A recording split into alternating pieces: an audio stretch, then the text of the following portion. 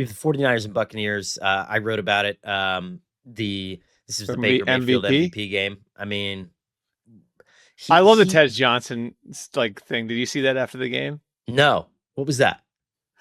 So Tez Johnson, like he has the long touchdown there, right? Yeah. The rookie from Oregon has the long touchdown, and they started chanting, and the whole crowd started chanting MVP. And He so didn't think it was for him, did he? he thought it was for him, That's and he so was great funny. after the game because he said like he goes, yeah, man, I thought they was shit. They thought they were chanting for me, and then Sterling Shepard comes over to me. He's like, dude, you're crazy. They ain't chanting for you. Like,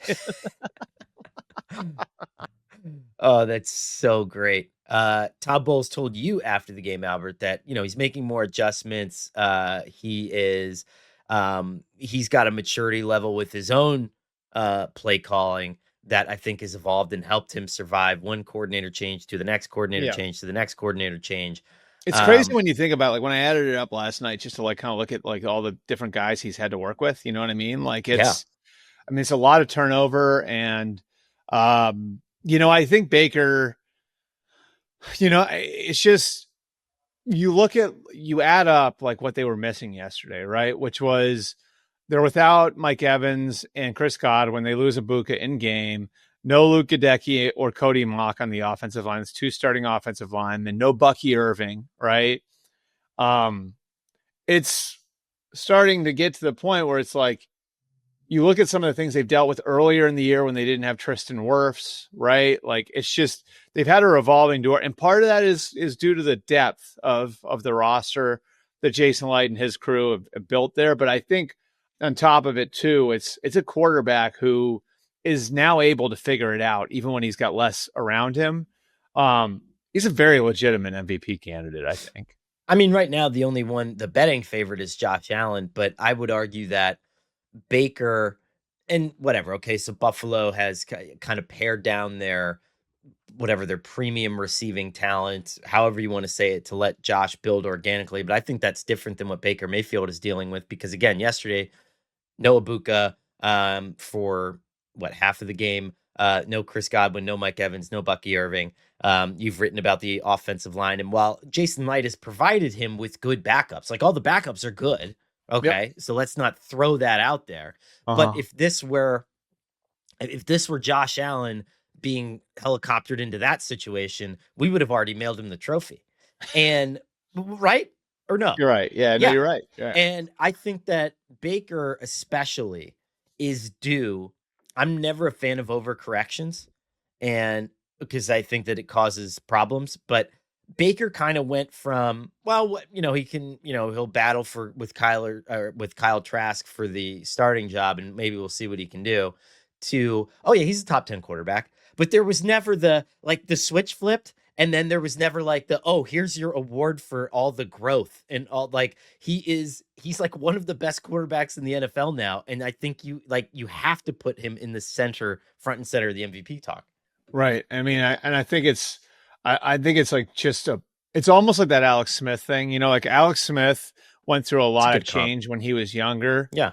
and then wound up in good situations with Jim Harbaugh and with Andy Reid. Yeah. And like, he would tell you after all of it, like, oh yeah, no, like there was a benefit for having gotten knocked around as a former number one overall pick and having to learn all these just different systems and then having my career, sort of thrown into a blender.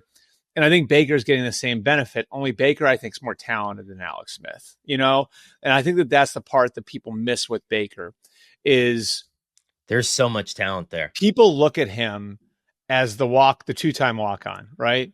Right. And I don't know like how to explain just how impressive it is that he went like when he was 18 years old as a true freshman walk on, he won a starting quarterback job at a power conference school. You know what I mean? You don't do that if you don't have talent.